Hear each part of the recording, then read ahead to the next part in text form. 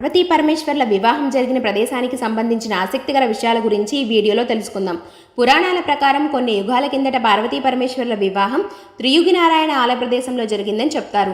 ప్రస్తుతం ఇక్కడ ఉన్న ఆలయం ఆదిశంకరాచార్యుల వారిచే 1200 సంవత్సరాల క్రితం నిర్మించినట్లు కథనం.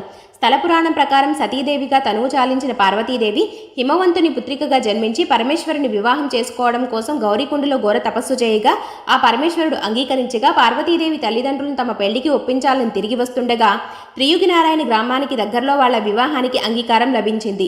ఇక్కడ శివపార్వతుల వివాహంలో బ్రహ్మదేవుడు అర్చక సేవలను చేయగా విష్ణుమూర్తి వధువు సోదడిగా చేయాల్సిన ఆచారాలను నిర్వహించినట్లు చెప్తారు. ఈ వివాహానికి ముందు త్రిదేవులు ఆలయానికి దగ్గరలో కుండాలలో స్నానాలు ఆచరించారట.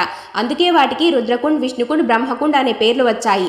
ఈ వివాహ సమయంలో బ్రహ్మదేవుడు బ్రహ్మశిలను ఏర్పరిచినట్లు ఆధారాలున్నాయి.